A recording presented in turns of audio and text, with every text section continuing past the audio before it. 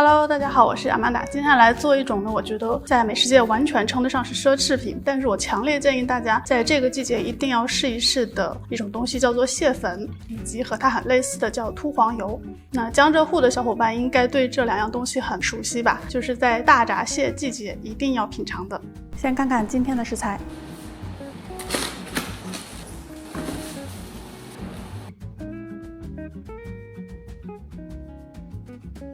附赠挑蟹小技巧，好的大闸蟹长得也会很漂亮，脚毛是金色的，蟹壳泛青，肚子是白白的。公蟹的钳子比较大，毛比较多，肚脐尖尖；母蟹钳子比较小，毛也少，肚脐圆圆。我这的蟹有3种体型，其实做蟹粉不需要特别大的，但太瘦小的也不好。再附送挑蟹小技巧，从侧面看蟹的肚子，感觉比较饱满的话，通常蟹黄蟹膏也会很饱满。鲜活的大闸蟹碰一下眼睛，它会有反应。如果有死蟹，安全起见，尽量不要吃哦。比较好的蟹也都应该很干净，冲洗一下就能下锅，不要拆开绳子洗。烧开1锅大水，放点姜，蟹以肚子朝上的姿势放入蒸笼，再放1片姜，根据不同大小蒸10到15分钟就好了。现在可以开始愉快的拆蟹了。精致的朋友们可以用这种成套的蟹八件，但说实话，我平时其实1把剪刀、1根尖头筷子就够了。蟹前蟹腿拆下，最小的脚尖先拆下来，小腿肉通常会跟着一起出来。如果没有呢，这样也能去掉小骨头。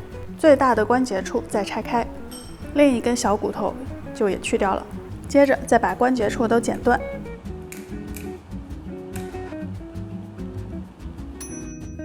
小腿肉可以用脚尖推出来，大腿肉可以用小腿推出来，关节里的肉也可以用脚尖挑出来，这样一根蟹腿就能剔得干干净净。掰开蟹鳍，这里可能有点排泄物，注意避开。揭开蟹盖，这里会有螃蟹的消化器官，是一块硬硬的结构，也要去掉。蟹身两侧这些是鳃，也是不可以吃的。看这个白白的蟹鳃，就知道它生前的生活环境应该很好。蟹身中间就是最精华的蟹黄和蟹膏了。这里还会有一个5边形的白色小片，是蟹心。有人认为它大寒，但我不太在意，吃不吃都行。母蟹的蟹黄煮熟后硬硬的，像咸蛋黄一样，旁边还会有些软软的黄，这些其实是干胰腺，不是排泄物，也不是没煮熟，都是可以吃的。公蟹的蟹膏煮熟后是这样一团白色半透明的胶状物，旁边也会有些干胰腺，通通都是精华，小心的抠出来。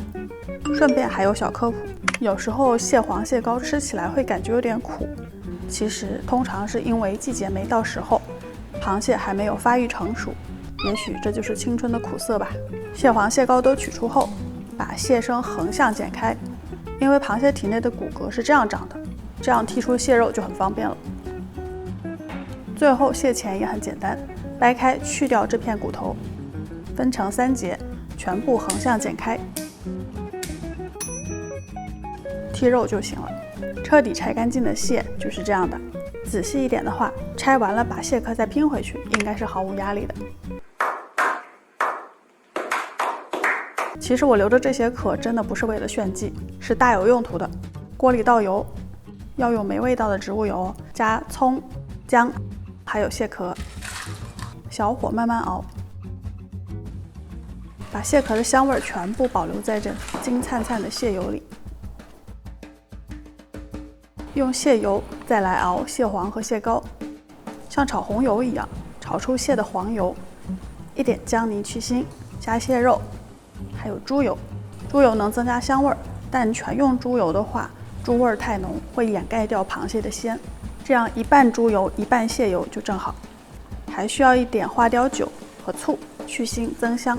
不用担心加醋会酸，这一点点醋酸炒一炒就会分解掉，还会跟酒产生酯化反应，进一步增添香味。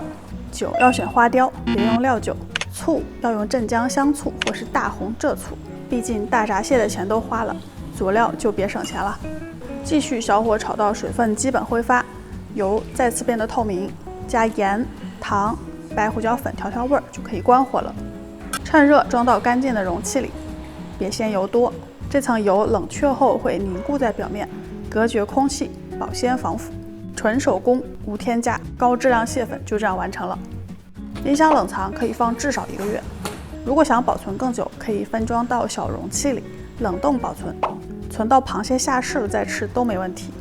如果觉得蟹粉都不够过瘾，那就倒回去，不加蟹肉，只用纯的蟹黄、蟹膏，其他调料都一样，把大闸蟹最精华的部分保存起来，就是秃黄油。感受一下这个仿佛闪着金光的色泽，这就是阳澄湖的天地之精华。